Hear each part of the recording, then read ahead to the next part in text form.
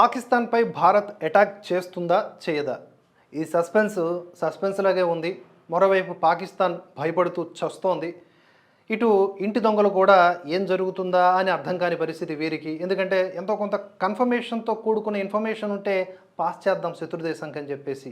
Of course మనకు శత్రుదేశం, వారికి అది ఫ్రెండ్లీ కంట్రీ కదా. ట్రై చేస్తూ ఉన్నారు, వాళ్ళకి అర్థం కావట్లేదు. విశ్లేషకుల అంచనాలకు కూడా ఇది చిక్కడం లేదు. కనుక పాకిస్తాన్ మీద భారత్ అటాక్ చేస్తుందా లేదా, యుద్ధం అనే రూపంలో దాడి చేస్తుందా లేదా? ఇప్పటికే వ్యూహాత్మకంగా ఆ దేశాన్ని ఎండగడుతూ ఉంది. నీళ్లు నిలిపివేసి ఆ పాకిస్తాన్లో ఉన్నటువంటి నటులను ఇక్కడ బ్యాన్ చేసి వారి సినిమాల్ని ఇక్కడ ఆడకుండా చేసి, అంతేకాకుండా ఇక్కడున్న పాకిస్తాన్లను మెడపట్టి గెంటించి ఇరు దేశాల రాయబార కార్యాలయాల్లో ఉన్నటువంటి వాళ్ళను కూడా ఎవరి దేశాలకు వాళ్ళకి పంపించి ఇలా ఎన్నో రకాల నిర్ణయాలు తీసుకుంటూ దాంతోపాటుగా దిగుమతుల్ని కూడా బ్యాన్ చేసింది పాకిస్తాన్ నుంచి. ఇది ఒక భారతదేశం అంటే ఒక పెద్ద మార్కెట్, ప్రపంచ దేశాలకే మార్కెట్, పిపీలిక పాకిస్తాన్కి కూడా కదా. ఇప్పుడు దిగుమతుల్ని బ్యాన్ చేసింది.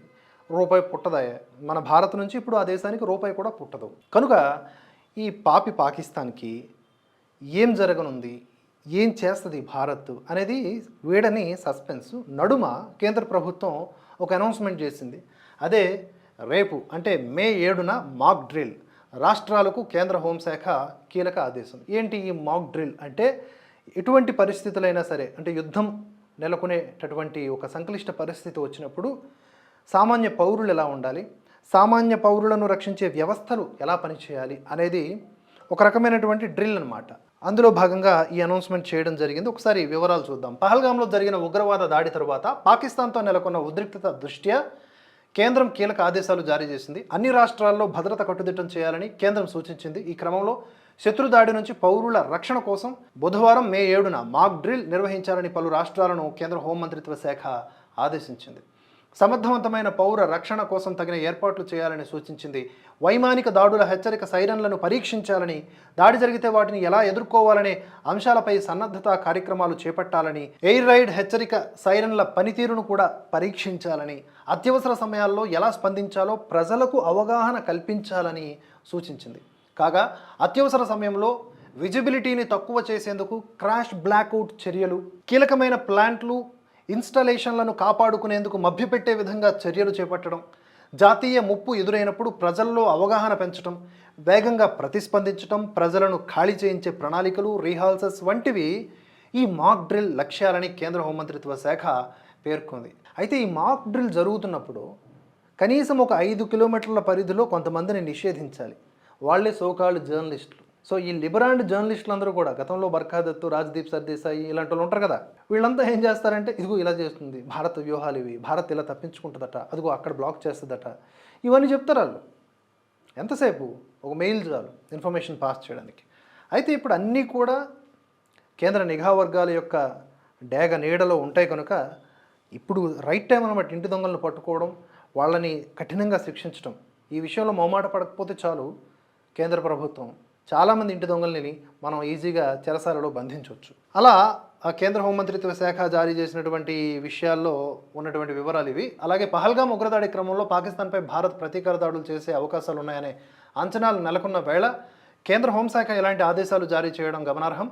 భారత్ దాడులకు పాక్ ప్రతిదాడి దిగితే అందుకు ముందుగానే రాష్ట్రాలను సిద్ధం చేస్తున్నట్లుగా మనం ఇక్కడ అర్థం చేసుకోవాలి. ఒకవేళ పాక్ దాడి చేస్తే ఎలా ఎదుర్కోవాలి, ఈ అంశాలపైన అందరినీ కూడా అవేర్ చేయాలి. ఇప్పటికే సరిహద్దుల్లో కవ్వింపు, రెచ్చగొట్టే చర్యలకు పాల్పడుతోంది పాకిస్తాన్. కనుక ఆ దేశం దాడులు చేసే అవకాశం ఉంది. ఈ హెచ్చరికలతో భారత్ పాక్ సరిహద్దు రాష్ట్రాలైన పంజాబ్, గుజరాత్, రాజస్థాన్, జమ్మూ కాశ్మీర్, హిమాచల్ ప్రదేశ్ రాష్ట్రాలకు మెయిన్లీ కేంద్రం ఈ సూచనలు చేసినట్లు సమాచారం. ఇప్పటికే ఆ రాష్ట్రాలను అప్రమత్తంగా ఉండాలని బార్డర్ స్టేట్స్కి చాలామంది గతంలో విమర్శలు చేసేవాళ్ళు. బార్డర్ స్టేట్స్కి ఎందుకు ఎక్కువ కేటాయింపులు చేస్తున్నారు, ఇతర రాష్ట్రాలతో పోల్చుకుంటే ఒక 10,000 కోట్లు ఎందుకు దానికి ఇస్తున్నారు అని అంటూ ఉంటారు. ఎందుకంటే బార్డర్ స్టేట్స్ అనేవి అన్ని విధాలుగా బలంగా ఉండాలి. భద్రతాపరంగా మొదట సవాలు ఎదుర్కొనేది ఆయా రాష్ట్రాలు, ఆ రాష్ట్రాల్లో ఉండేటువంటి ప్రజలే. కనుక వాటికి ఎక్కువ కేటాయింపులు ఆటోమేటిక్గా ఉంటాయి. ఇక ఈ మాక్ డ్రిల్లో ఏదైనా దాడి జరిగితే తమను తాము ఎలా రక్షించుకోవాలో సాధారణ పౌరులు, విద్యార్థులు మొదలైన వారికి శిక్షణ ఇస్తారంట. బ్లాక్అవుట్ కోసం ఏర్పాటు చేస్తారు. అవసరమైతే శత్రువు ఏ లక్ష్యాన్ని చూడకుండా విద్యుత్తు నిలిపివేస్తారంట. కీలక కర్మాగారాలను, స్థావరాలను గుర్తించకుండా ఏర్పాట్లు చేస్తారంట. ఆదివారం ఫిరోజ్పూర్ కంటోన్మెంట్ ప్రాంతంలో 30 నిమిషాల బ్లాక్అవుట్ డ్రిల్ నిర్వహించారు. అత్యవసర సంసిద్ధతను పరీక్షించడానికి స్టేషన్ కమాండర్ కంటోన్మెంట్ బోర్డు అధ్యక్షుడి ఆదేశాల మేరకు రాత్రి 9 నుంచి 9 గంటల 30 నిమిషాల వరకు ఇది నిర్వహించినట్లుగా Ferozepur cantonment police station house officer Gurjant Singh వివరించారు. కనుక ఇలాంటి నిర్ణయాలు కేంద్ర ప్రభుత్వం తీసుకునేటప్పుడు ప్రజలందరూ కూడా అవేర్ అయి సహకరిస్తూ మద్దతునిస్తూ ముందుకు సాగాలని మనస్ఫూర్తిగా కోరుకుంటూ అప్డేట్స్ కోసం భారతవర్ష ఛానల్ని సబ్స్క్రైబ్ చేసుకొని ఫాలో అవ్వండి. జై హింద్, జై భారత్.